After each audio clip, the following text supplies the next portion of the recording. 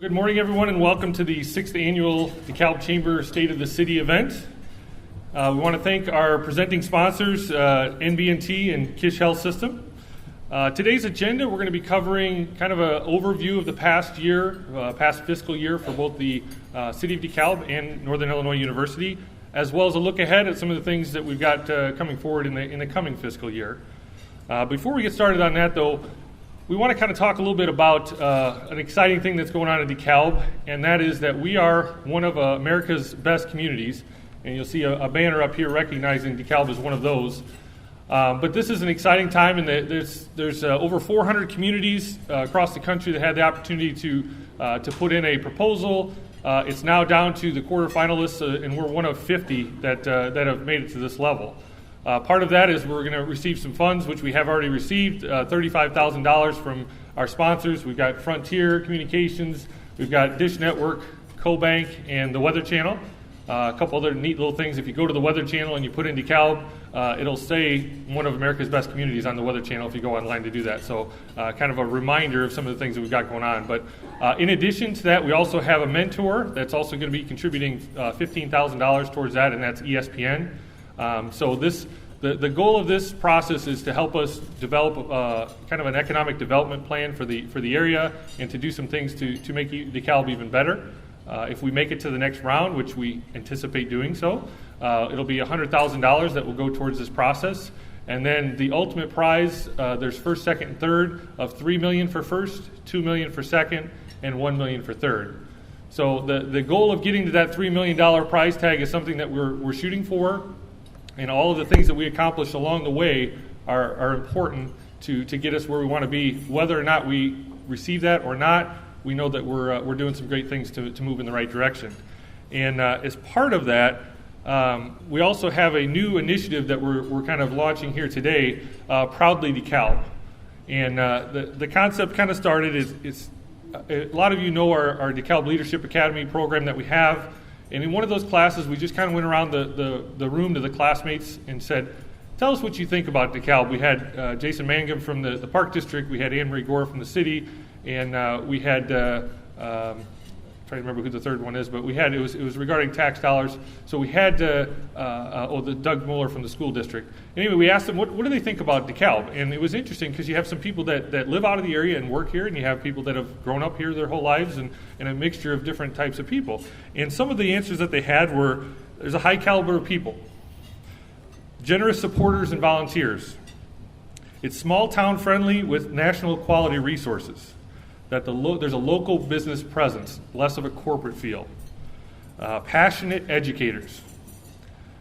Parks and bike paths. I try to make one word out of that, but parks and bike paths. There's 44 parks for a town of 44,000, which is a great thing to have here locally. There's a strong farming and agricultural background. It's a community that cares. There's a strong sense of community, and it's very collaborative.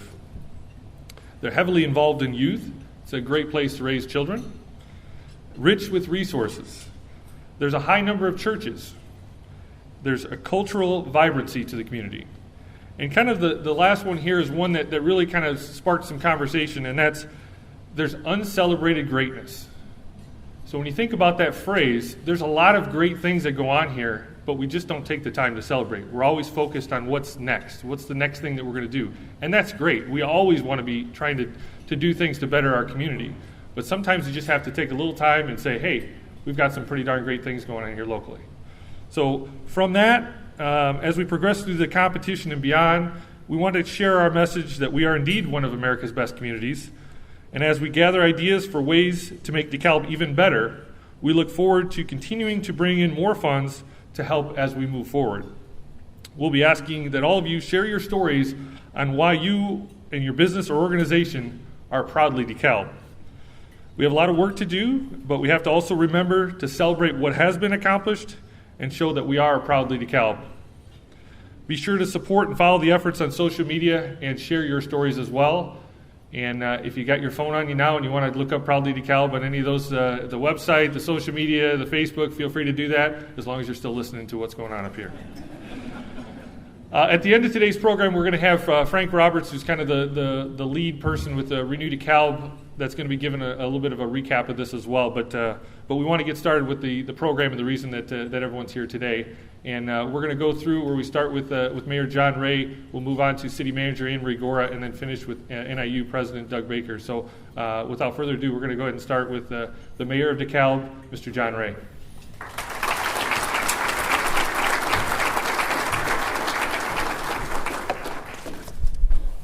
Thank you, Matt. There's a lot to be said this morning, and I wish to title my comments this morning, Taking the Lead.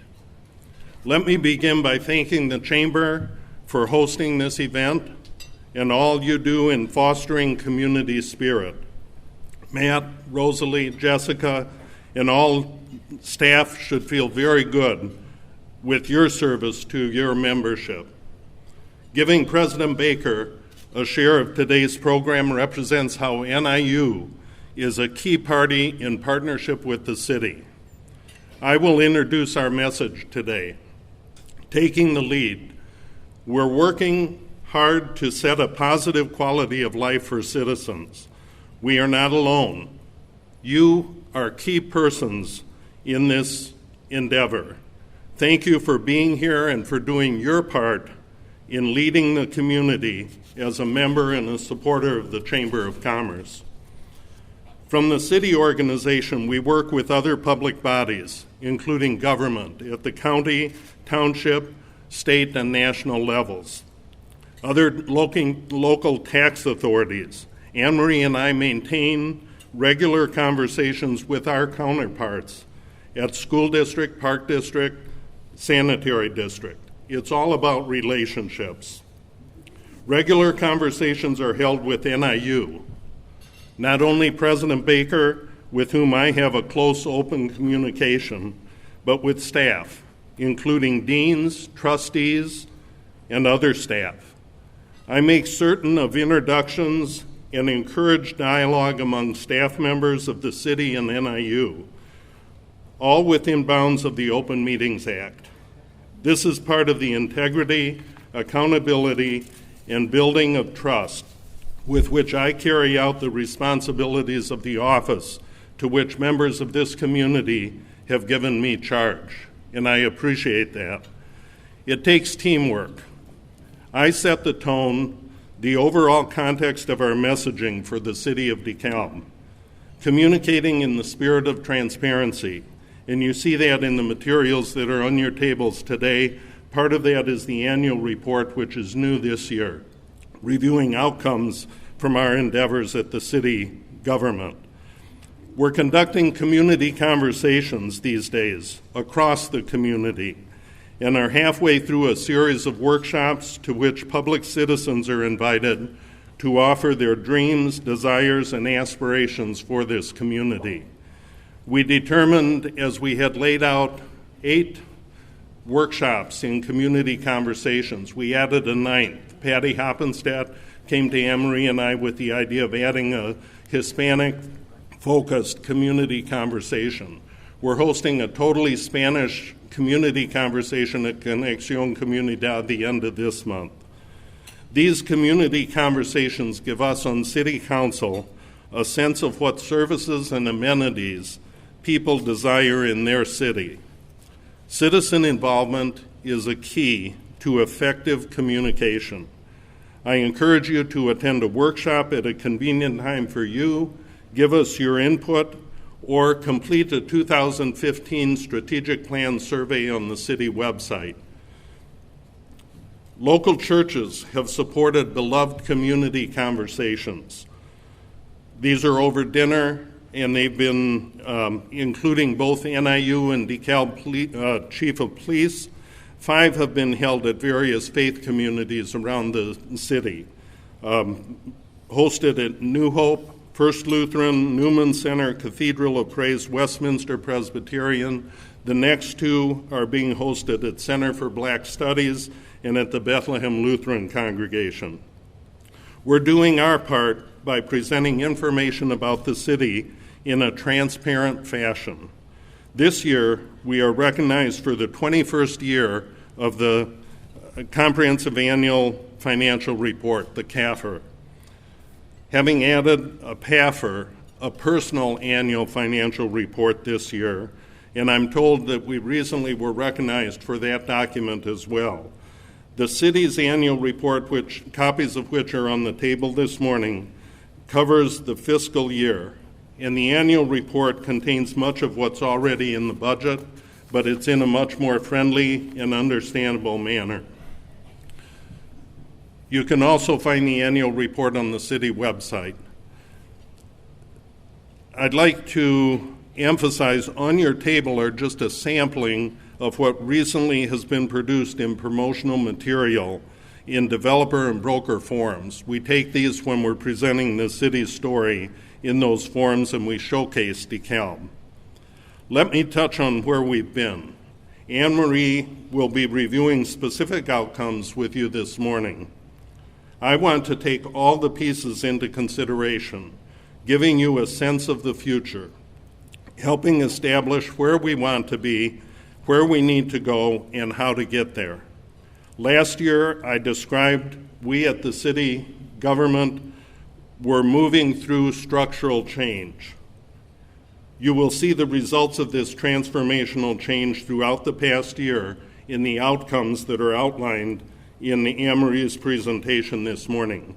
Let me just say that I'm very pleased with Anne Marie's management style, which embraces an openness and a clear expectation of performance, through which she sets a standard of excellence. I'm delighted to see Anne Marie's empowerment of staff, whom we have placed in key positions where they can make positive contributions to our quality of life. I want to thank all of the city staff for their contributions to these results that we're presenting this morning. Anne Marie's collaborative style is seen not only with staff, but through her relationships with other organizations and people throughout the community.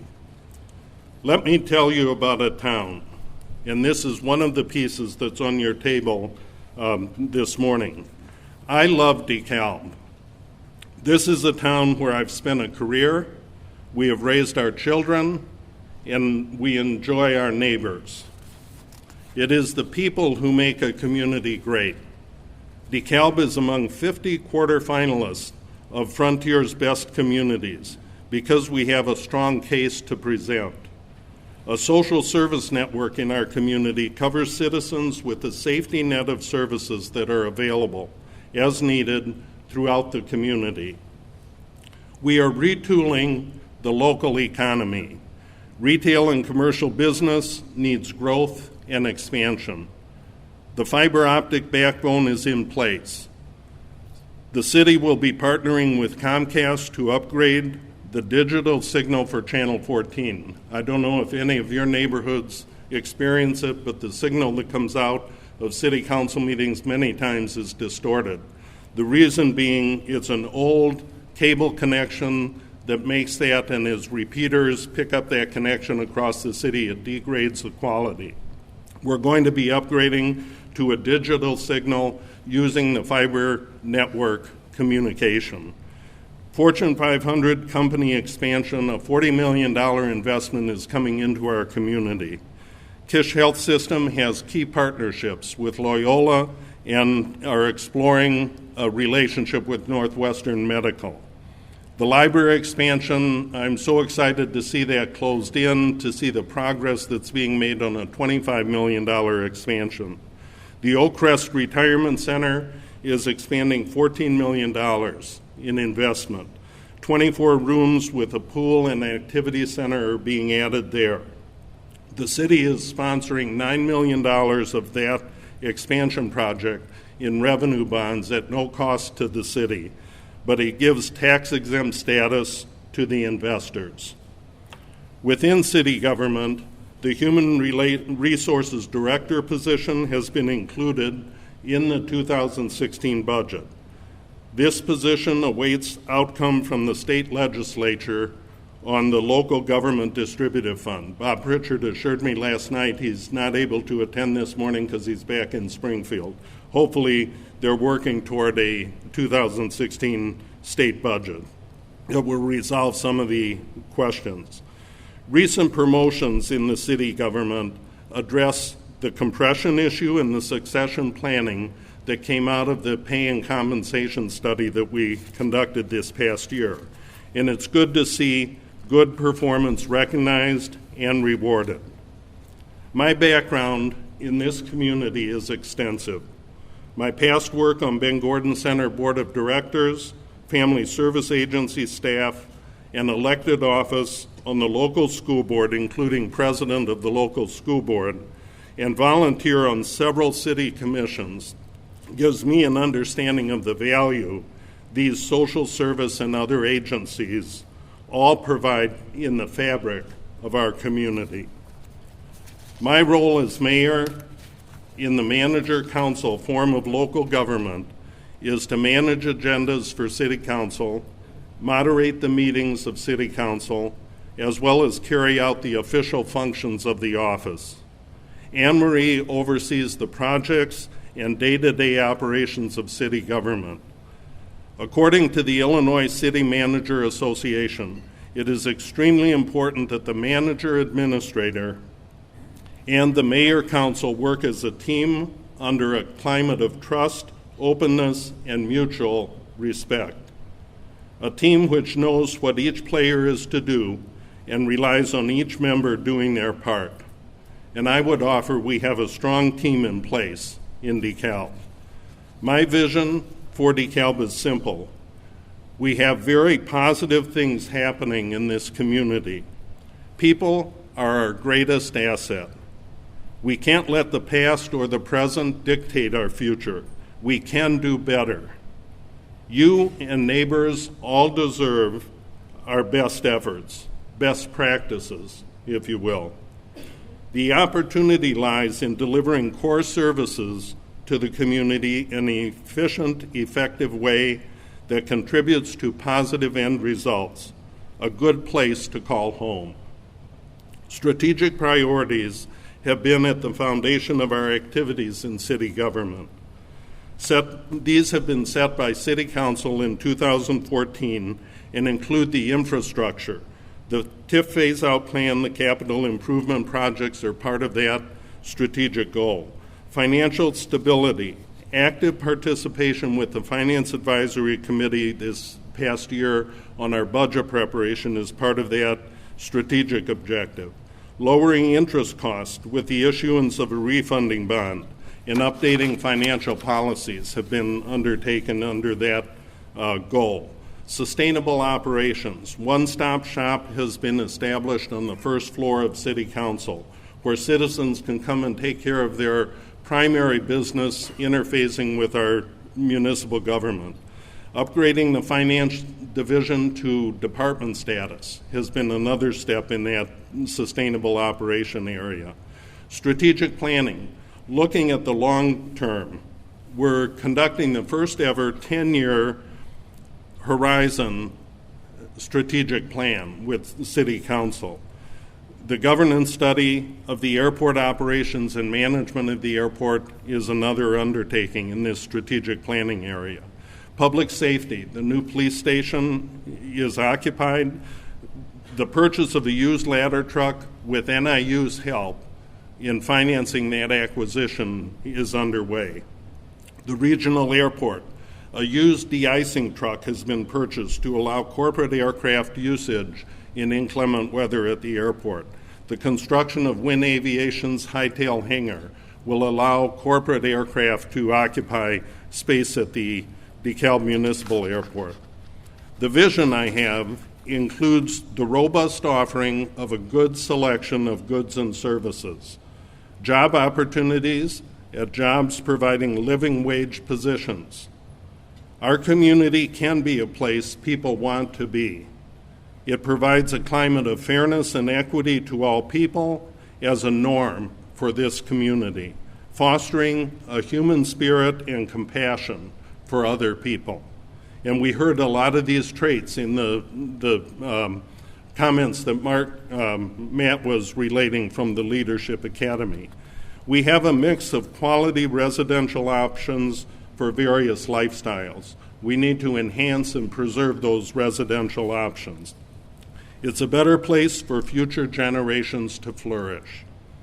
The mission is to foster a climate of economic vibrancy as a new normal, and to maintain a strong labor pool, attracting talent and skills with a good work ethic for employers to be attracted to our community. We need to invest in ourselves, capturing the can-do attitude and spirit of people with whom we live and work, giving energy and support to transformative projects with transparency throughout the process. As we look toward fiscal 2017 and beyond, financial sustainability is a real concern. Streets, water infrastructure, and fleet replacement are in need of long-term planning.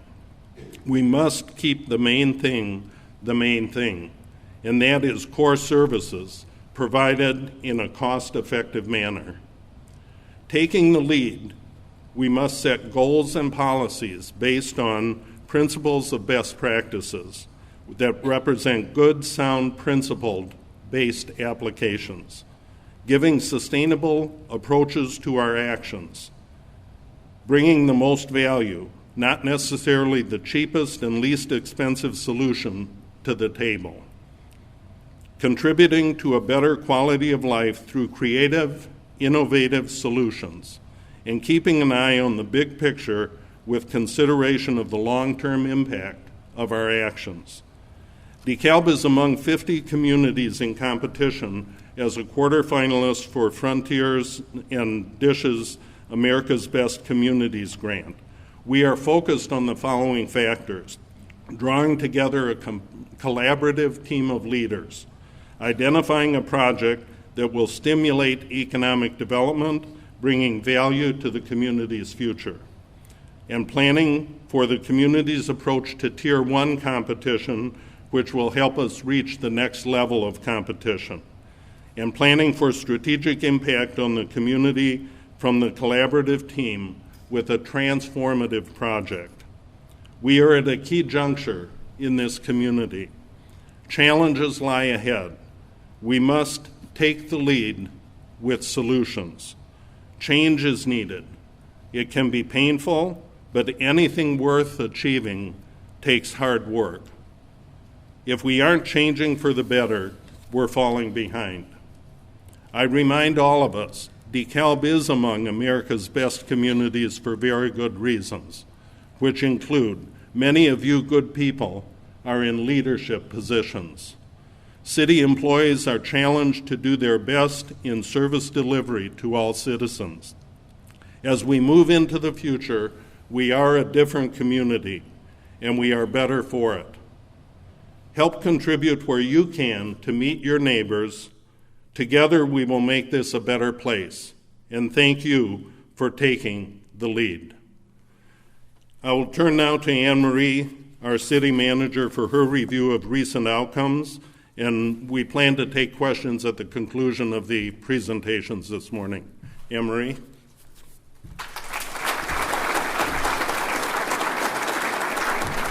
Good morning. So last week I was participating in one of the community conversations, and I wore a yellowish gold jacket, and I had someone come up to me afterwards and said, "I thought you were from Sycamore. You're wearing Sycamore's colors." So in light of the fact that this is DeKalb's State of the City, I'm wearing green today. It's my privilege and pleasure to be back for the State of the City address. In the time I've last spoken to you, I've gotten more acclimated in my position, and my husband and I have moved to DeKalb. I'm making this presentation not only as your city manager, but as a proud resident of DeKalb.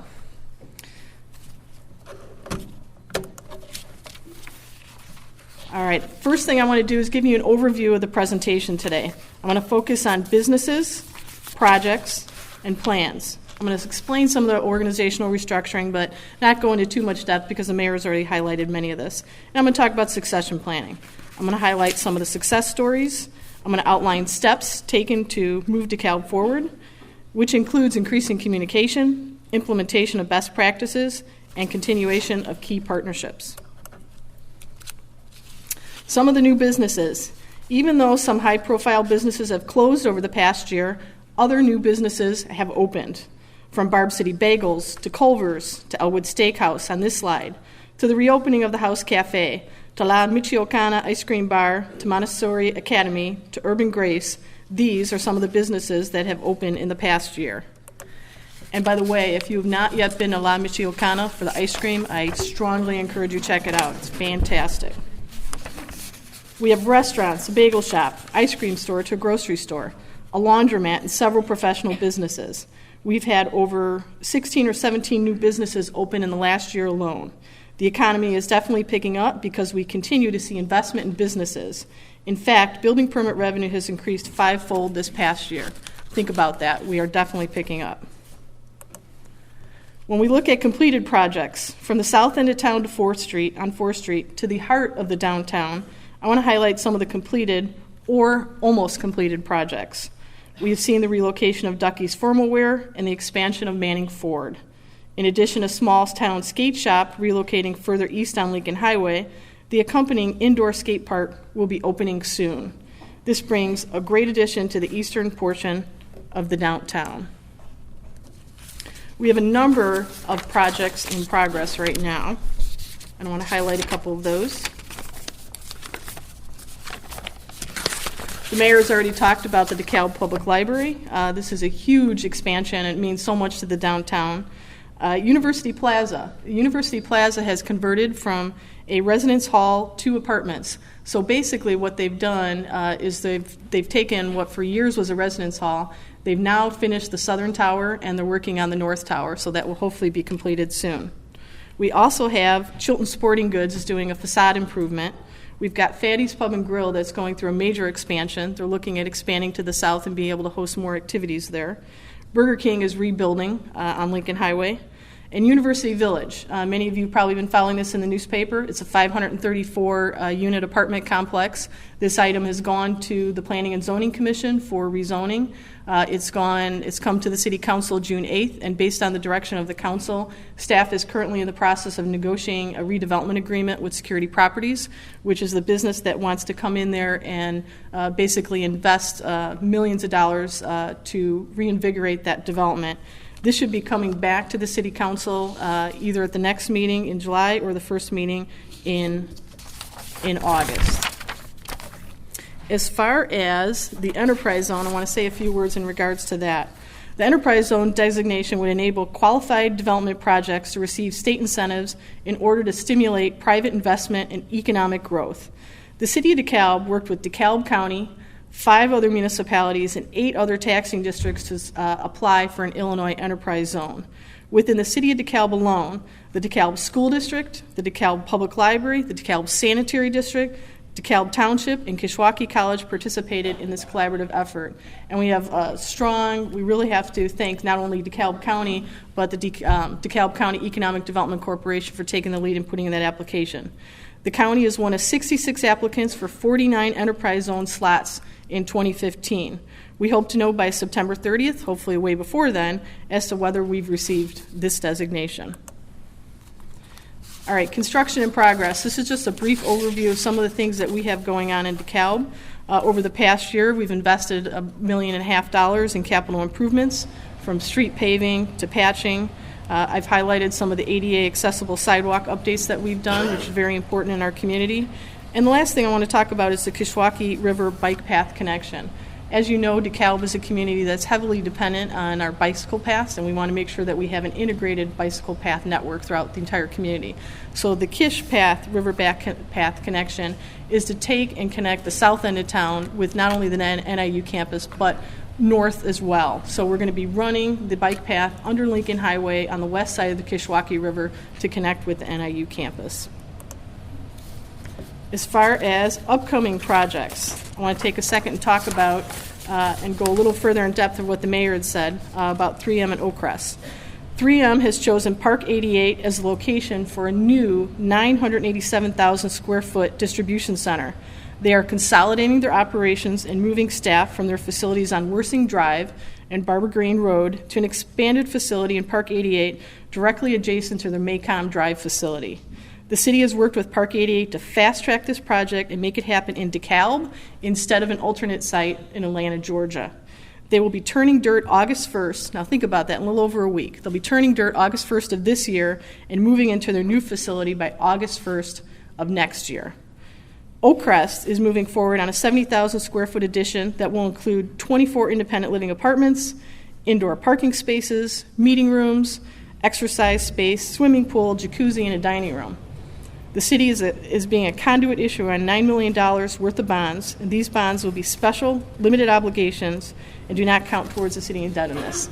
So this is one of the things we're definitely proud of because we were able to help an existing business be able to expand in the community. I want to take a second and talk about the acquisition of property that you've probably been reading about in the newspaper. But first I want to talk about, for the police department, I want to talk about Pratanos. Many of you are probably aware of the history of Pratanos.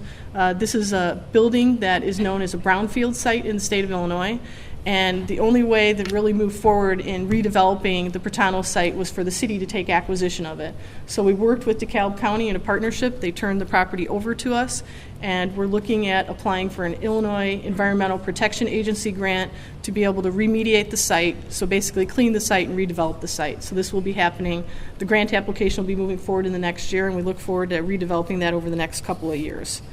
The other item I want to talk about, acquisition of property, is the lot, the residential lot directly east of the police department building, and how important this lot is for us for the future of the police department.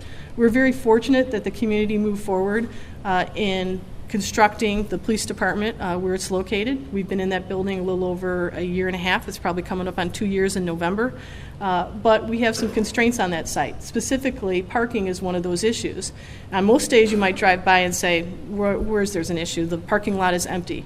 But on days that the police department is hosting regional training, that lot is not only full, but we have to work with adjacent business owners to be able to use their spaces to accommodate the parking of the people that are attending. So we're fortunate that we have the community room where we can host these events, but we need to look to the future and deal with the other issues that we've seen on being on a restricted site. Plans. I want to take a second and talk about some of the plans that we've had going on in the past year. We completed the housing study, phase 2.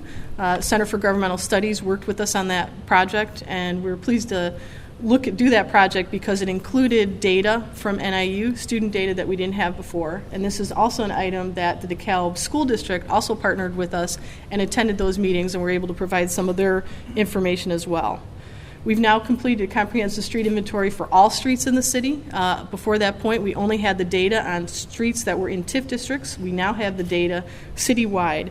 That helps us go forward to figure out what is the replacement cycle on those streets. The mayor mentioned the airport governance study, and that will be coming to the city council in the next couple of months. This is looking at what is the appropriate structure for governance of the airport moving forward, as well as the consultant will be making some key recommendations on either organizational changes or not only restructuring, but looking at how can we better operate the airport and how can we address taking it to the next step, and one of the things being able to provide more service to NIU. Our water infrastructure plan has been completed and has been presented to the City Council. They've had an initial discussion on the water rate. We will be hopefully having a joint Finance Advisory City Council meeting in the very near future. Our goal is to be able to schedule for August, if not, definitely in September. Our consultant has made a recommendation to invest continuing $1 million a year on water infrastructure. So the key thing to note is not only the water infrastructure that's above the ground, but more importantly, the water infrastructure that's below the ground that you do not see. As far as the strategic plan, this is a project that we've been working on. It's near and dear to our heart. Most municipalities endeavor to look at a 5-year horizon when discussing strategic plans. Our mayor and city council wanted a longer time period to have a greater impact on the city. They have chosen to conduct a strategic plan that establishes goals and action plans for the next 10 years. The strategic plan incorporates extensive community input, including 7 community conversations, and as the mayor said, we increased those, facilitated by the Center for Governmental Studies. Flyers have been included at your tables, and we strongly encourage you to participate in this process. Your voice and opinions matter. And we do have enough of those flyers, so please make sure to take one with you. And if you haven't yet participated, please do. Or if you've participated, keep coming back. Participate definitely in this process. The mayor and city council will be provided an initial summary of community input in August, and the draft plan will be presented to them in October for the review and action. And why is that important? Because we're trying to partner with the group that's coordinating the America's Best Communities grant application. And as far as the timeline where they need to get submittal to some of the information to Frontier, the strategic plan for the city is going to be a document that is going to help them be able to submit this information and work towards their end goal on the grant application. Communication efforts, I want to highlight and look at what we've done over the past year. If you haven't yet checked out our new website, cityofdekalb.com, please do so. We brought this to the council June 8th. We went live with it June 9th. It is a very interactive website. It's our first update in our website in 18 years. So this was definitely overdue. If you're looking for agenda information of any of our council meetings, you want to read our memos, you want to see our agendas, you want to look at the Economic Development Commission, you want any information, please go online and take a look at it. We're also trying to increase our social media presence. So we're using Facebook more, and we will be looking at other social media avenues. So if you haven't liked us on Facebook, please go on Facebook and like us after you leave today. The mayor has touched on this as well, the popular annual financial report and the annual report. In the annual report, we had one sample at your place, but please go online. This document is also online. It's trying to take a short summary to succinctly summarize what are some of the accomplishments in the past fiscal year that we've achieved. We still have the police and department that issue comprehensive annual reports, but we tried to have basically a broad view summary document. I want to talk a little bit about succession planning and departmental restructuring as well as promotions. So in the past year, as part of the last budget process, it was recommended to the City Council that we look at some restructuring. We pulled the finance division out of the manager's office and made that a standalone department. And we also looked at reestablishing the community development department that essentially went away after the recession when the city downsized because revenues were down and there wasn't much growth happening. Fortunately, things are picking up, as I talked about, 5-fold increase in building permit revenue. One of the things I'd like to do now is I want to introduce the executive team that makes many of these things possible. So if you wouldn't mind standing up as I call your name. Police Chief Gene Lowry. We have Finance Director Kathy Haley. Fire Chief Eric Hicks. Community Development Director Ellen DeVita. Ellen's in the back of the room, so make sure, especially for your businesses, if you haven't met Ellen yet, you want to introduce yourself. Interim Public Works Director and our City Engineer, John Laskowski. I'm not sure if John is here this morning. Our Assistant City Manager, Patty Hoppenstedt. Our City Attorney, Dean Frieders. So I just wanted to publicly thank them for their work and also for you to recognize so that if there's a particular issue, if it's finance related, fire department, or you have a question on the strategic plan, you know who to go to as far as Kathy or Patty, or you know now have the faces with the names. One of the other things we did, and this was as recent as last Monday, is we promoted 6 incredible gentlemen into higher level positions in our police, fire, and public works departments. We recommended as part of the consultants looked at and made a recommendation as far as restructuring for our 3 larger departments. So the best way to explain it is in our police and fire departments, you'll have 1 chief and you'll have 2 deputy chiefs. This allows for better efficiencies and effectiveness as well as succession planning.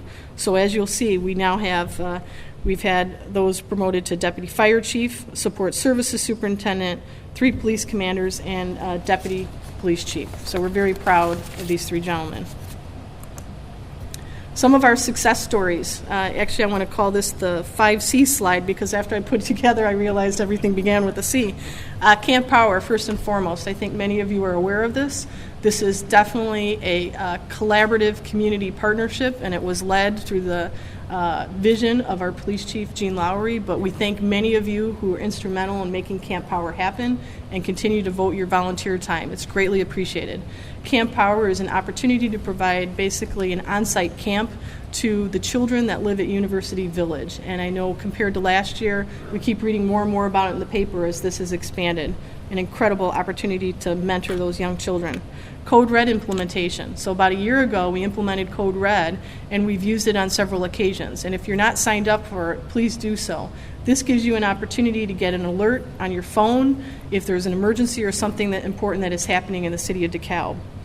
The commercial inspection program, or I should call it commercial industrial inspection program, it covers those businesses and those buildings in the city. This was a very extensive discussion with the community and some key community decision makers representing the building trades throughout the community. What we were able to do is create a 3-year program where we're going to inspect all the buildings that fall under that category. And I have to congratulate and commend our firefighters who stepped up to the plate and who offered to do these inspections, increase their workday by 1 hour each day to do these inspections at no additional cost to the city, I would also add. And I want to talk about and touch on crime-free housing and crime reduction and what's happening with those. When you look at crime-free housing program, here are basically a before and after photo, and I have a number of these, and it's a testament to our inspectors and the difference that they're making. And crime-free housing helps reduce crime in those rental properties within the city. It also improves communication and trust, not only with the tenants, but with the landlords as well. And I think the last statistic I saw is we've had 99% of our landlords have gone through the crime-free housing training program. So this is led by our police department, and as I like to say, pictures say 1,000 words. All you have to do is look at the before and after, and the impact is happening in regards to the property maintenance. I wanted to also highlight crime reduction as far as what's happening. I think this is an area sometimes that people don't realize what is happening in the community and the dramatic impact not only our police chief is having, but the men and women of the police department in driving crime down. Part 1 crimes are at their lowest point in the last 10 years. They peaked in 2011 and it decreased 18% cumulatively during that time. So let me repeat. Part 1 crimes are at their lowest point in the last 10 years. When you look at Part 2 crimes, they are also at their lowest point in the last 10 years. They peaked in 2008 and have decreased 32% cumulatively over that period of time. 32%. So across the board, it's going down. And it goes to a philosophical difference of having a police department that was being reactive to having one that is proactive and that embraces community policing. And you can see that that embrace through the Camp Power initiative. There are many other examples like this that are happening in the city. Award-winning. The city has been fortunate to be recognized on a number of different fronts. I'm not going to go in depth on America's Best Communities because I know that's been touched on and we'll go more in depth. The city has received the Illinois Policy Institute Award for financial transparency, and we will continue to be as transparent and produce more documents and put more information out there online on our website. Tree City USA, we love our trees in DeKalb, and we've received this award 17 years. We've also, as the mayor pointed out, received the Certificate Achievement for Excellence in Financial Reporting for our 20th and 21st year. Why is that important? That tells you from a financial perspective, you can look at our audit, and the information is all there, and it's in an easy-to-understand format. We took that to the next level by creating the popular annual financial report. And this was our inaugural document this past year, and we received the Outstanding Achievement Award for that. And as I indicated to the mayor, we just found out about that last week. A brief overview of the America's Best Community, the ABC grant with our new hashtag, Proudly DeKalb. And as I said before, being involved in some of those meetings, we're all in. I think our mentality, and I've heard Tom Cushman say this, is that we have to envision that we're going to win the grant, and so what do we have to do working backwards to make that happen? And I know through Frank Roberts' leadership and all the other volunteers in this room that are devoting their time, let's do it. The PAFR Award, as I talked about the popular annual financial report, this PAFR Award highlights and goes into how the city has been able to show financial transparency. It provides information on our condition. We achieved high marks from GFOA, which is the Government Finance Officers Association. I wanted to have this graphic up here because I think this is the most popular slide or information that's included in the PAFR, which takes basically, it's a slice of the dollar bill, and it shows you by taxing district how much each of the taxing district is taking out of each one of your dollars that you pay for in property taxes. So the city of DeKalb, since if you can't read it, 8% of your total tax bill.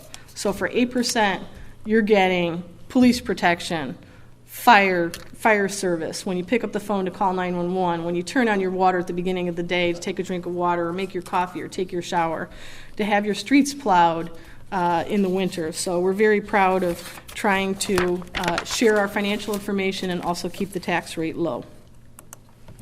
We've had some customer service improvements, and I know the mayor has highlighted this in his presentation as well. We now have a one-stop shop in City Hall, and that is to increase and make it easier for residents and business people when they walk in the building. Before, we had employees over at the annex. We've now relocated them across the street to the City Hall. So sometimes you had to start in one building, go across the street in another building, and sometimes come back to the first building you started in. We have now one place, one building, one floor that you have to go. If you're pulling a building permit, you're paying for a building permit, it's in the first floor of the City Hall. We've extended our operations by a half an hour every day to make it easier for whether it's business people or a resident paying a water bill to be able to come into the City Hall. And we expanded our work week for our non-bargaining unit employees from 37 and a half hours to 40 hours per week. Best practices. These are some of the best practices, and this is the theme of our fiscal year 16 budget.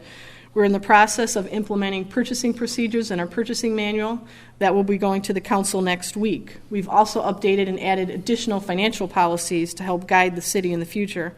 And when you look at our fiscal year 16 annual report, you're going to see a structural change in the budget if you look at fiscal year 16 compared to looking at fiscal year 15, looking back. More information, more charts, more data to be able to understand how the city is providing operations and how we're measuring ourselves.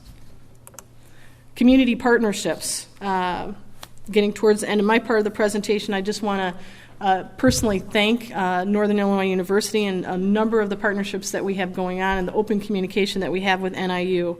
Joint planning. This couldn't have been possible without the Center for Governmental Studies, who has been facilitating, whether it was our housing study or our strategic plan process, the community conversations tonight. There's a number of efforts that are ongoing, and I'm going to highlight in a second some of the future ones.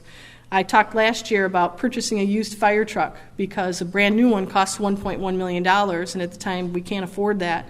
So our fire chief on his initiative was able to find a used fire truck down in Florida, and hopefully by the end of next month we will have it on site. This is an actual photo of the fire truck that we're having in place. Our current fire truck is 26 years old, and it's way past the life expectancy, and I think anybody wants to worry about when you have to raise that ladder to be able to service someone if there's a fire happening or someone needs to be rescued from a higher level. $420,000 cost for used fire truck. We couldn't have made it possible without the contribution from NIU. We have a co-policing initiative that's taking place between the City of DeKalb Police Department and the NIU Police Department.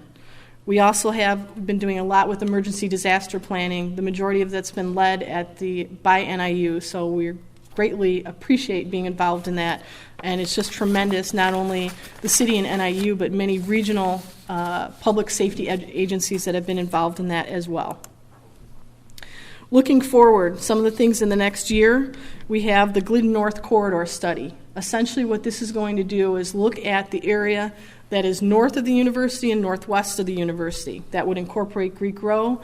How do we look at addressing some redevelopment of that area or addressing some of the issues that the residents that live there? One of the things we call it as an example is a food desert. There's no grocery store in that general region of the city. So how do we address those issues? So we're going to be working and moving that project forward. Protano's grant preparation. I talked about how we're going to apply to the Illinois Environmental Protection Agency to try to remediate Protano's. That will be moving forward under the direction of our Community Development Director. The Egyptian Theater. One of the things that was recommended and adopted in the budget was looking at the governance model for the Egyptian Theater moving forward. The current model is a nonprofit. Is that appropriate? We want to study and look at, is it a nonprofit? Is it a public-private partnership? Is it a public entity? What is going to make it successful years into the future? And what structural changes would need to take place as far as providing service at the Egyptian Theater so that it is successful moving forward?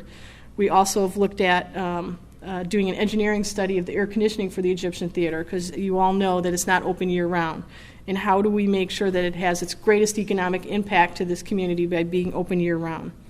The development projects I've already highlighted. We will be focused and spending a great deal of time as the city staff moving forward. 3M and Oakcrest. So I think a lot of times people look at when a project's been approved by the city council, you're now on to the next one, but it does take a lot of time, whether it's the building inspections or other types of inspections moving forward to make that happen. And long-range capital planning. The mayor mentioned this in his presentation. I like to call it streets, fleet, and water. We will be talking about water hopefully next month with the city council as far as how do we fund $1 million a year and improvements that are necessary to appropriately maintain our system. But how do we also deal with some of the crumbling streets? How do we pay for that? How do we address that and create a long-range plan? And how do we address the fleet? We have a $10 million fleet right now that we're only on any given year usually able to spend no more than a couple $100,000 a year to be able to update our fleet. So these are some of the long-term issues that we're going to be dealing with as a city. In closing, it's been an extremely busy year with many accomplishments. Many of the goals that have been attained have been done so through collaboration, partnerships, teamwork, investment, and vision. I'm looking forward to another phenomenal year. Thank you.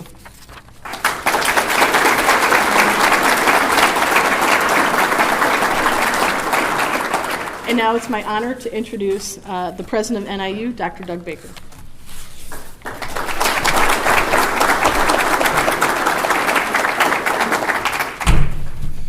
All right, good morning. How are you? You holding up okay?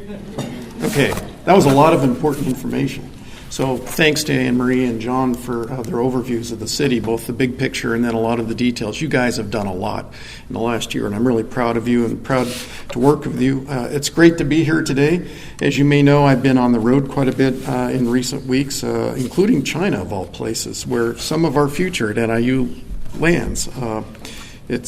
I'll talk about that here in a minute.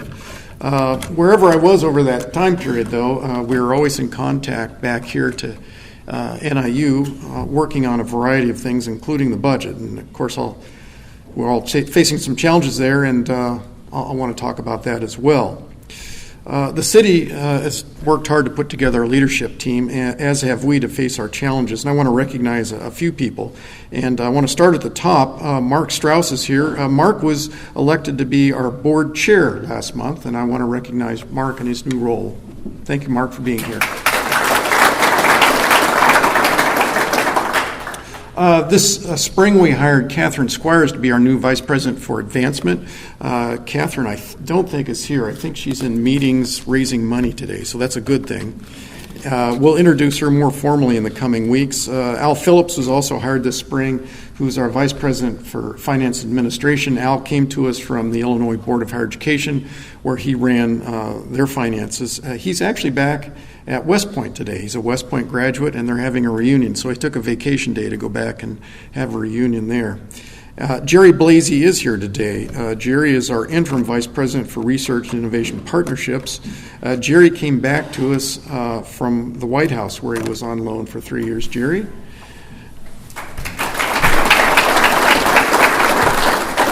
Jerry took over when his predecessor returned to Canada, her home country, and took on a vice presidency there, and we're really happy to have Jerry in his role. In 2 weeks, Vernice Edghill-Walden will join us as our first Chief Diversity Officer at the university, and that was an outcome of a study that I see Sean Phillips is here, Sean Fraser, Sean Fraser co-chaired that committee on diversity and inclusion at the university, and this was one of the very top things they suggested. We needed a point person to tie together all of our diversity work. Vernice comes to us from the City Colleges of Chicago, where she was the chief academic officer for that system and the provost. So a very big position. Earlier in her career, she'd been the director of University of Delaware's Center for Black Culture, where she served for 12 years. So we've really put together a very strong team. We've also hired a new admissions director, Danny Rollins, who came to us this winter. Danny came from Reed College in Portland, and prior to that served at the University of Arizona. She's putting a lot of pieces in place for us on enrollment, and I'm going to talk about what she's doing here in a second. Critically important work. So the university and the community are inextricably tied together. Just a few data points. We have 2,100 employees that live here in DeKalb County. We have 2,700 students from DeKalb County. Isn't that interesting? 2,700 just from our local area. $80 million worth of NIU salaries stay in the county. Our total economic impact is well north of $400 million a year. So we're really tied together, our economic futures. So where does our money come from? In our operating budget, about 40% comes from state appropriations, 60% from tuition and fees. A decade ago, those percentages would have been flipped, but we've had budget reductions from the state over the years, and unfortunately, tuition increases have offset that. So 40% state appropriations, 60% tuition and fees. I'm sure you've been reading about the state budget. We're all concerned about that. The governor's proposed a 31.5% reduction in the appropriation. That's a big number. The legislature suggested an 8.6% reduction. We're confident the impasse is going to clear at some point. There will be a resolution, and we're guessing that there's going to be some revenue enhancement and some budget reductions. We just don't know where those two lines are going to meet. We're planning for those activities. Al Phillips and the leadership team have been working together on how we make those reductions, but we've not raised the total tuition, fees, room, and board. We think that we really need to keep those costs down for our students. Now, our total enrollment from tuition, fees, room, and board is a function of number of students times that rate. Unfortunately, our enrollments have gone down the last 8 or 9 years, and in fact, the state of Illinois leads the country in reductions in public higher education.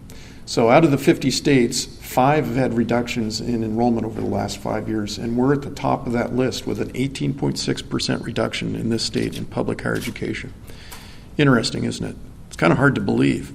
Over 30,000 students leave the state per year to go to school somewhere else. It's a big number. It's a lot of leakage. Now, why? Why is that? Well, there is some demography at play with flat to declining high school enrollments, but a big piece of it's increased competition.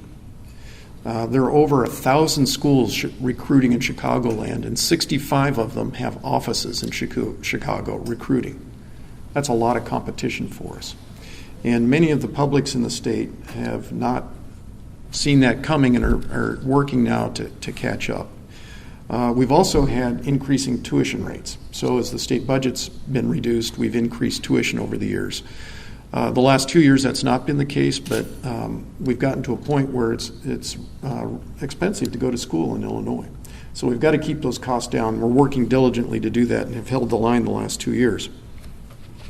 Now, we're going to be down in our enrollment again this fall, as will most of the publics in this state, for those factors. And there's one other factor, and that's the demography. If you have shrinking freshman classes, that means the senior class is bigger than the junior, is bigger than the sophomore, which is bigger than the freshman. Sometimes I do this and hold up my fingers, like here's the senior class and the junior and the freshman. And so when that big senior class leaves, it's got to be replaced by another big freshman class. Well, we haven't been doing that. And so there's a demography shift down as those bigger classes graduate out. So now we've got to turn that around and get the bigger freshman classes and get that slope coming back up. So it'll take a couple years to get all that work through the system, but we're working a lot on that. So last year we focused on retention. We'd had too much turnover in our students, too much leakage from the system. And our faculty and staff worked very diligently on that, and we had a 5% increase last fall in our retention. So thank you to their efforts. It looks like that increase is being held, and I'm hopeful to increase it over time. We'll continue to work on campus, but also need to work with our partners in DeKalb on this. Our surrounding communities that are vibrant and attractive help us recruit and retain our students, as well as our faculty and staff. You know, we've got some amazing assets here in DeKalb, and many of our newcomers really don't know what they are unless they're told about them. And, to help in that regard, many of our community leaders have been guides for parent orientation bus trips this year. And we've had over 40 community volunteers from the city of DeKalb, the DeKalb Chamber, DeKalb Area, CVB, DeKalb Public Libraries, the Park District, local realtors, business people. And they've been giving these guided bus tours to the moms and dads that are here on these orientation trips. And the feedback's been very positive, not only from the tour guides, but from the moms and dads. One set of parents wanted to know how they could buy a house here. alumni parents have been very impressed, coming back saying, wow, it wasn't this nice before. And there was a testimonial that Alex Nerod got from a mom who came down to the Egyptian after the tour and said that she was so impressed with the bus tour that her previous concerns about her son coming here were overcome, and she was 100% supportive and excited for her son to attend NIU. You're making a difference. So I'm wondering, would any of those 40 volunteers that have been giving those bus tours, would you stand and be recognized for those efforts? Thank you.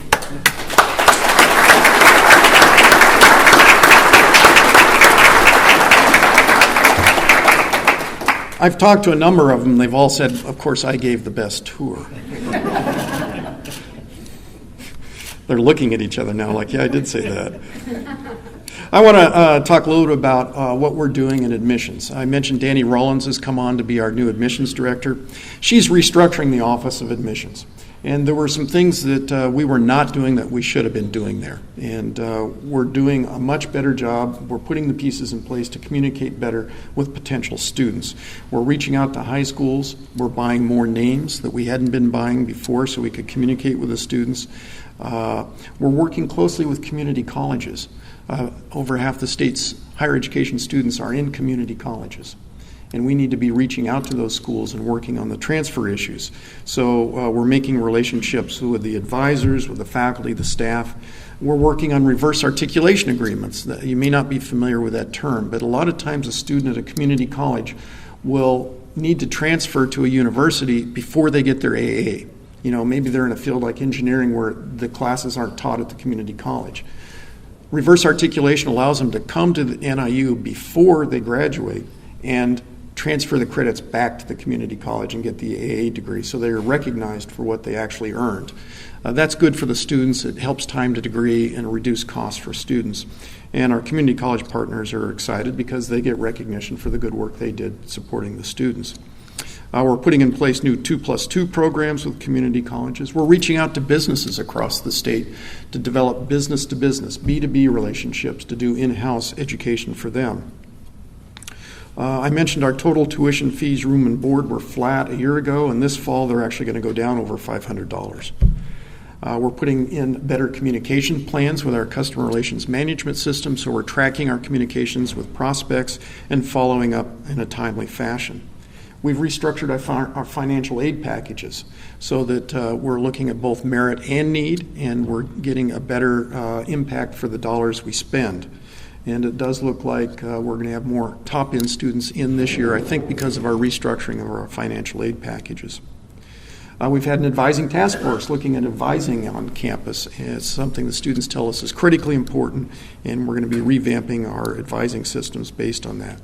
We're working on our curriculum, particularly our general education program, the NIU Plus, Progressive Learning for Undergraduate Studies, reshaping that and making it a very contemporary national model. Move-in Day. Some of you participated in Move-in Day last year. Thank you again for doing that. I'm not going to make you stand up, but we got rave reviews for more than 2,000 people who helped our incoming students move in. Again, many parents said we've moved our other kids into other schools, and this was by far the best experience. Those are the kinds of things that bring the Husky spirit to the fore and bring a real sense, a positive sense for the whole community, to the moms and dads and students. We're working diligently on international programs as well. That's another market that we need to look hard at. Our students are going to go into a global economy, and for them to be prepared for that, they need to be culturally literate and internationally literate. And so we were at Nankai University a few weeks ago signing an agreement with them to do a new college, a joint college between Nankai and NIU. It'll have about 200 students per year, 200 freshmen, 200 sophomores, 200 juniors, seniors. The juniors and seniors will be here in DeKalb. Freshmen and sophomores will be in China. 400 additional international students in town will be a great opportunity for us, but it also creates some business opportunities for us here in town to help serve those students' needs. You know, international diversity is not the only diversity we need to worry about. Domestic diversity is critically important as well. Illinois has become increasingly a more diverse state. Last year, slightly over half the high school graduates were students of color in this state. Isn't that interesting? That's a great opportunity for us, and it's a great opportunity for the state. So with that shifting demographic landscape, we really need to focus our graduates on the need to be culturally diverse, culturally sensitive and competent here at home as well as globally. Again, one of the reasons why a chief diversity officer was so critical for our future. Again, these diverse students create business opportunities. I've met with many of the student groups, and they've said, there are certain shops or businesses that we would support, but we just don't see them here in town, and we would love to meet with the chamber or business leaders or city leaders. So maybe we can work that out and have some of those students meeting with you and talking about what some of those business opportunities are. Now, all this work is within the context of our strategic plan. You may have heard me talk about the triangle model. The triangle has three corners, faculty, students, and the outside world, supported in the middle by our support staff. And so our strategic plan is really about linking faculty and students with the outside world. And one of the most critical links in our triangle plan is with DeKalb. Our local communities are our most accessible, hands-on learning environment for our students. Late last fall, I asked Jennifer Gross, to take on the role guiding our Office of Community Affairs, and want to thank her for her diligent work. We've been working with a number of local government not-for-profit partners throughout the county to address issues concerning economic development, safety, security, and quality of life. And I'd like to talk about a few of those examples. Anne Marie and the mayor both mentioned community planning.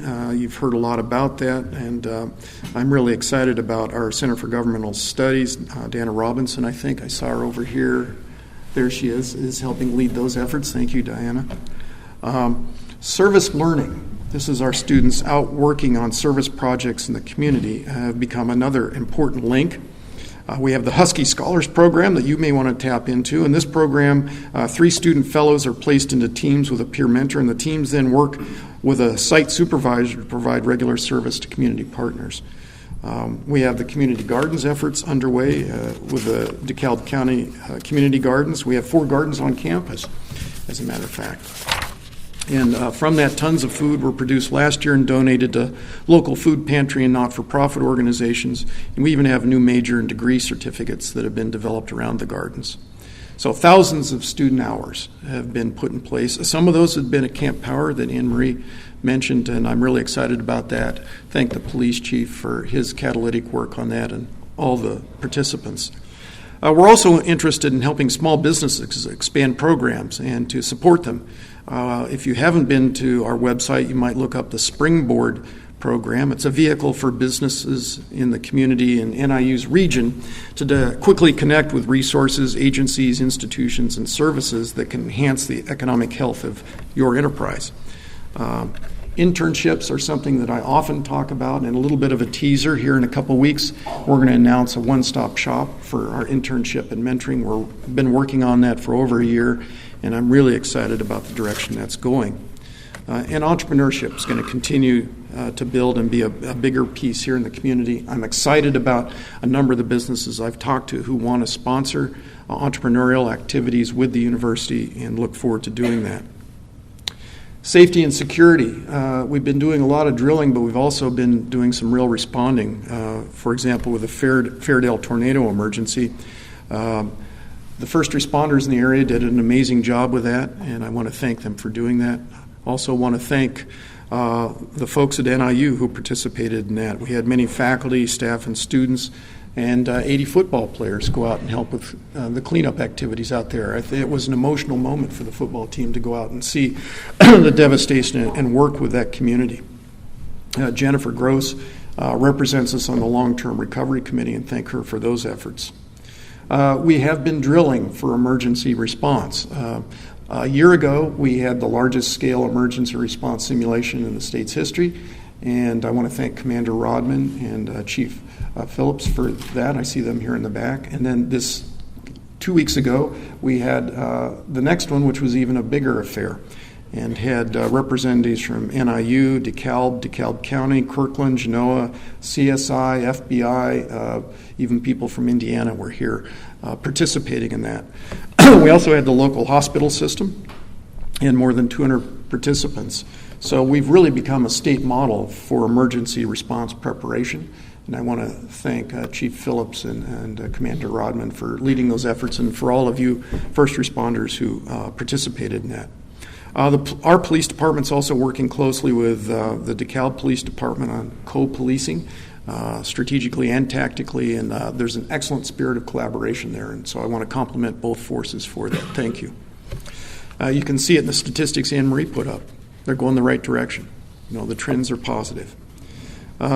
Community development, quality of life. NIU's Literacy Clinic is piloting an education program in partnership with Good Life Academy at New Hope Missionary Baptist Church. This is a literacy program, and it's funded by some local residents who really care about dealing with core issues of poverty and breaking that cycle. NIU is actively supported and participating in numerous community planning events. Transvac, Tiger Grant applications, for example, for a new transportation center. We're actively involved in DC EDC and the Enterprise Zone application. Thank you, Paul, for your leadership. DeKalb strategic planning, and we really want to encourage our students, faculty, and staff to participate in the workshops that the mayor mentioned. One of our strongest links to the community is athletics, and Sean Frazier, our athletic director, is over here. Sean has high hopes and plans to renovate our athletic facilities, including Husky Stadium, and we're going to have to fund a good portion of that with private donations. And so we'll be asking some of you to help us with that. And if you're interested in talking to Sean this morning, he's right there. We think those facilities are going to have a great return on investment for this community. They bring a lot of people to campus, and they help build this economy. So I want to thank all of you who have helped us in the past on that. A great example of the town-gown cooperation around athletics involved the IHSA High School Football Championship in DeKalb.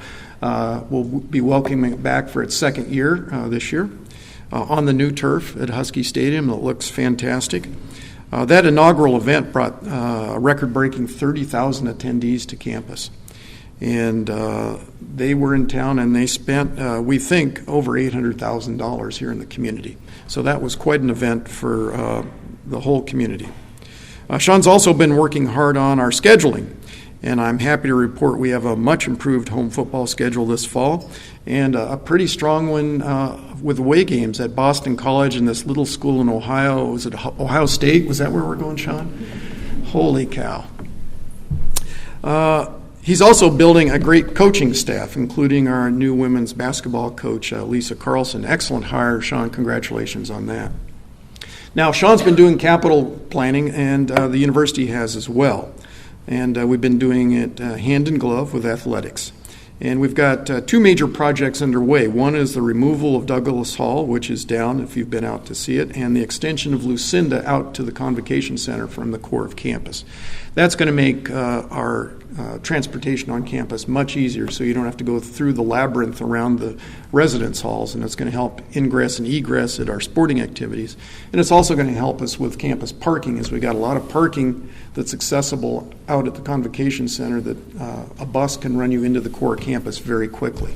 So we think we're going to solve some of our parking solutions with that as well. Now, the Stevens Complex, until 2 weeks ago, was steaming ahead and nearing completion by the end of the calendar year.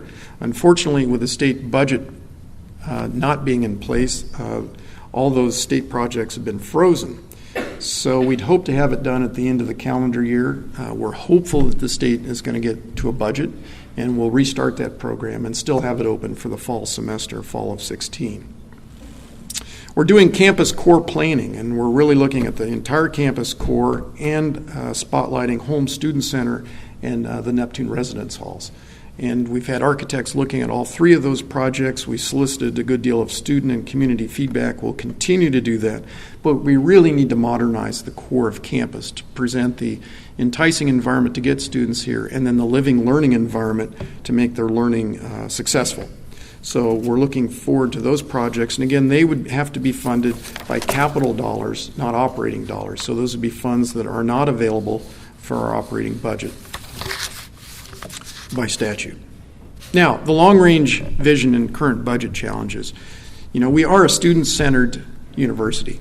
We're focused on providing an education that prepares students to succeed in the workforce and in their lives.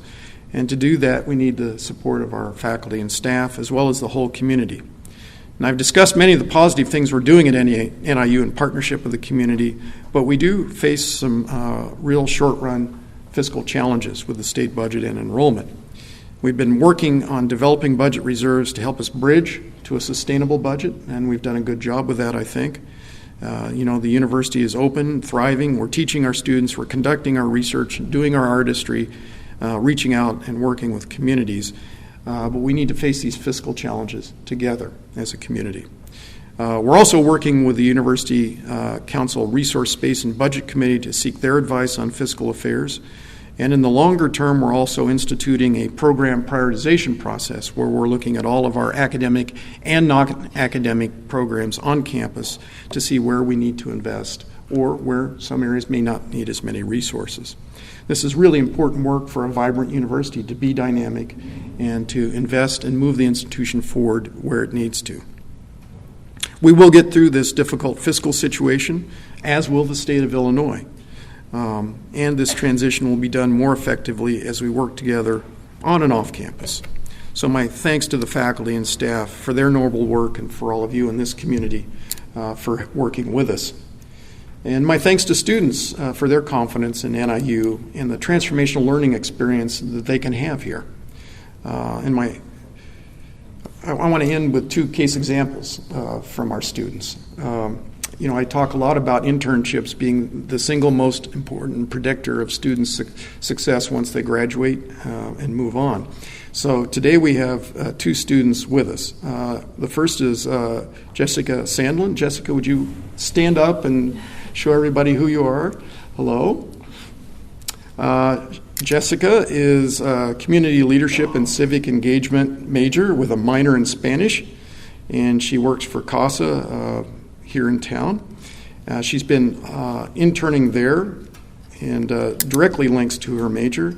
She's worked for a nonprofit organization in Chicagoland area as well, and now is helping with this nonprofit organization that operates and interacts with the community.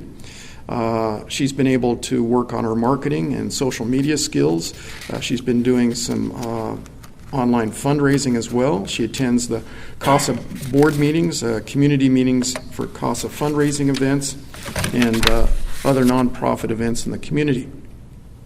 And it's allowed her to do a lot of networking in the community. She's really gotten to know DeKalb and Sycamore, and she thinks that networking and the ability to network is really going to help her with her career and with her future job opportunities. She's developed professional skills, including time management, critical thinking, independence. You can see her just blossom in this kind of job. And I want to thank the community for reaching out and teaching her about DeKalb and all the wonderful organizations in it. She says, "I've witnessed the countless efforts of many wonderful individuals who work in DeKalb to help improve the lives of people living in the community.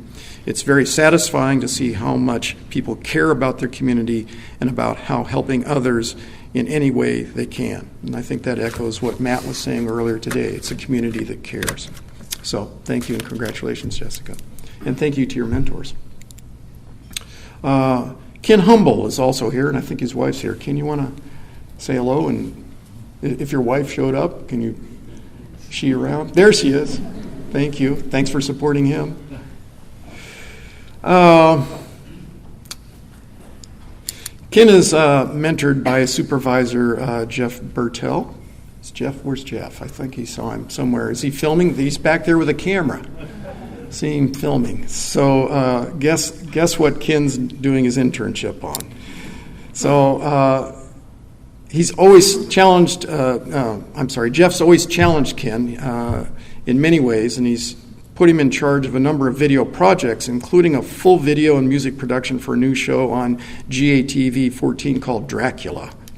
It's a new adult book that will be read to encourage more people to go to the library, but it'll also have some enhancements with a video in addition to sound effects and music to help bring the reading to life.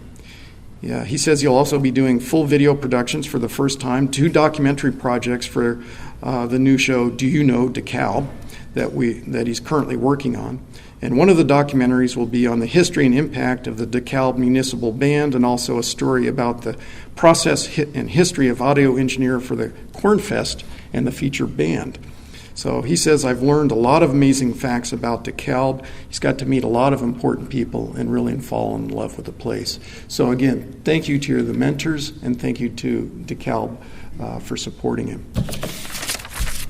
These are the kinds of transformational experiences that we aim to have for our students, and I think it highlights the important partnership between our government and our businesses and not-for-profits in this community. You can make a difference. You can enhance the education of students, and you do make this a richer place to live and work. So thank you for all of your efforts, and I look forward to working with you in the future.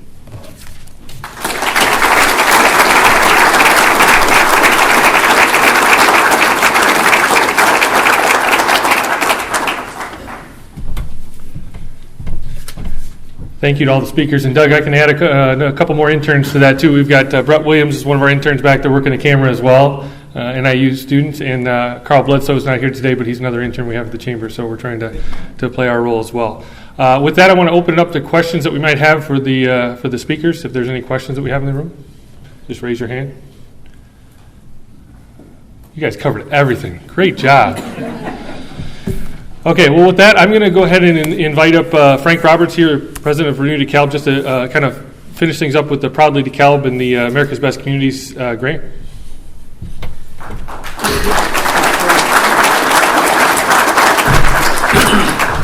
Thank you, Matt. I'll be very brief because I know we're all ready to get on with our day. But before I get into just a few comments, I do want to introduce a couple people, and we are really, really blessed to have as one of our team members a guy by the name of Tom Cushman, who many of you know. Tom's with Frontier, and Tom is indeed the tip of the spear for this effort. He is tirelessly working on this community's behalf. He's a great ambassador for Frontier, and we all really appreciate Tom's work in this effort.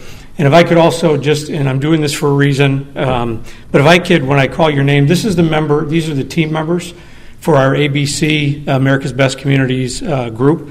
And when I call your name, please stand up, although I see Mr. Brett Brown is already standing up in the back. That'd be Brett Brown, Matt Duffy, Dee Coover, Alex Nerad, Ellen DeVita, Jennifer Diedrich, Denise Weinman, Cohen Barnes, Jennifer Gross, Tom Cushman, Grace Waller, Jason Magnum. This is our team, and take a look at this because we're going to ask and we need your input on this competition. These people are working tirelessly. We meet every Wednesday morning for a couple of hours. We have tremendous debate and discussion about this, and I think we have a really good plan in place to get the necessary information for us to continue on the competition. So everybody, I appreciate your work.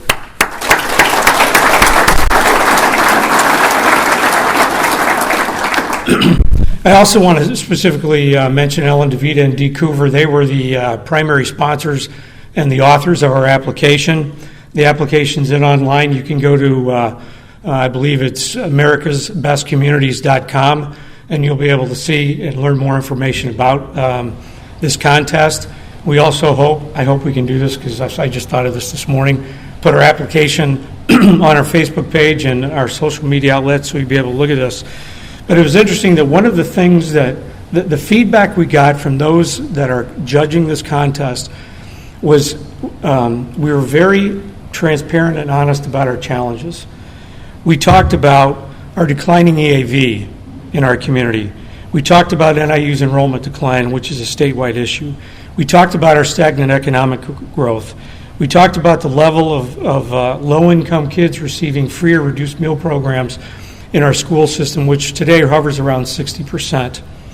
And no need to comment any further on the state challenges in our great state. But I also mentioned, we also completed and told about our successes. We talked about our new police station. We talked about our new 110-bed hospital that was built in 2007. We talked about the cancer center that's a partnership with Loyola University. We have a premier orthopedic practice in DeKalb and Sycamore that draws from patients all throughout the northern Illinois area. We've talked about the airport. We've talked about the presence of some Fortune 500 companies, Nestle, 3M, Target, and Goodyear. We also mentioned a number of local businesses, but I will not mention anybody, so I don't leave them out today, but the local business is a key critical component to our economy. We also talked about our broadband infrastructure. We talked about, excuse me, our educational opportunities at Northern, Kish College, and District 428. You know, we built a new high school. DeKalb High School was awarded and named one of the top 10 high schools in the United States by U.S. News World Report. They have over 15 honors programs at the DeKalb High School. They have over 80, I believe it's now 80 partnerships with NIU throughout the school district for the student career success. And also they're set to implement a one-to-one technology. And I had the opportunity to serve on the Finance and Facilities Advisory Committee. And yes, it's a big price tag, but it is transformative and will be transformed for a lot of students.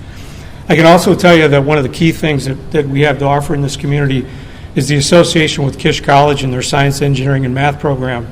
I can tell you on a first-hand basis, my son participated in this past year, and it was transformative for his life. It changed this young man from what he was to what he's going to become, and I'm so proud of him because this fall he's actually going to take, I think I can say this correctly, differential equations, which is like a 360 class at Northern, so he blew by me when he was like 5. We've talked about the library that has over 300,000 visitors a year. Over 28,000 visitors went to the library last month. Our philanthropy is really unparalleled. We have a community foundation with $45 million in assets, and in its 20-year existence has granted over $16 million in grants to social organizations and not-for-profits. We have a Chamber Leadership Academy that's graduated over 250 people, and needless to say, we have a consistently top 25 football team, which is always fun to look at.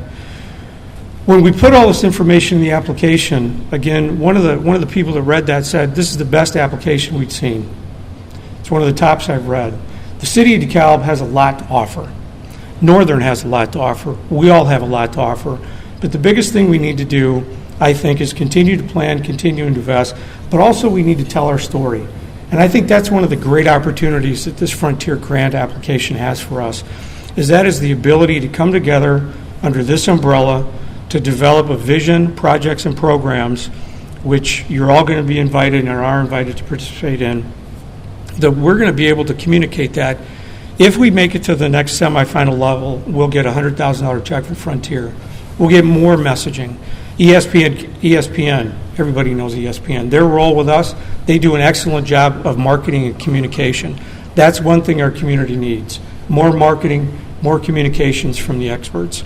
We're going to be able to leverage their talent and to be able to have frequent interaction with them so that we can give them feedback and or ask them comments and for feedback on some of the plans we have. We hope sometime this fall at one of the last home games to actually be able to be the halftime interview at a Northern football game, whoever they play towards the end of the season. I mean, just imagine the power of promoting our brand and our awareness on ESPN at halftime of a football game that involves one of the top 25 teams in the country. It's really going to be powerful. But if we're afforded the opportunity to win this competition, I think the real power lies in Frontier and other organizations realizing what we have to offer here. We need to grow our EAV. We need to grow the number of career-paying jobs. Do we have challenges? Absolutely. We hear about them all the time. We have tremendous opportunities, and I think this is the great thing about this Frontier grant. If we win $3 million, fantastic. That could be transformative. But even if we don't, the ability to come together as a community and to continue to promote ourselves to the region, because I love this phrase. There's a book out there I read one time that was really impactful to me, and it's simply called Rainmakers Don't Make Excuses. We can't make excuses anymore about the state. We can't make excuses anymore about the changing environment we're in. We have to work the problem.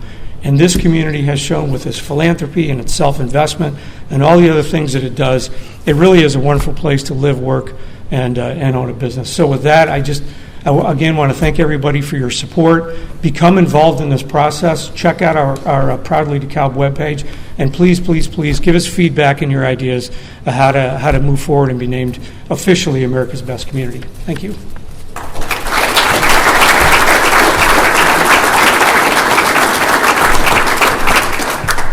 couple quick reminders, and we'll get you out of here. Today, from 4 to 6:30, we have the 4th Street Family Fun Fest. If you want to take your, it's a beautiful day for it. Great day to be outside. As they say, it's a Chamber of Commerce kind of day. I love that phrase on a day like today. But from 4 to 6:30, out at the DeKalb Education Center on South 4th Street. It'll be a lot of fun. Also, in about a month, on August 19th, we welcome the new teachers to the school district. Is one of the things we've done for the number of years now, and we're adding a State of the School District address to that too. So Doug Muller will be giving that, and that'll be a lunchtime event, and it'll be at DeKalb High School in the cafeteria. So just want to thank the Mayor, John Ray. I want to thank City Manager Anne Marie Gora, President Doug Baker, for coming out here today, for Frank Roberts for his words, and for all of you for coming out today to find out more about what's going on with the state of the city. Thanks to our sponsors, NB&T and Kish Health System, and enjoy this beautiful day. And remember, be proudly DeKalb. And on your way out, we'll have a window cling and some more information about some of the programs that we've got going on with Proudly DeKalb and America's Best Communities. So thanks a lot, and have a great day.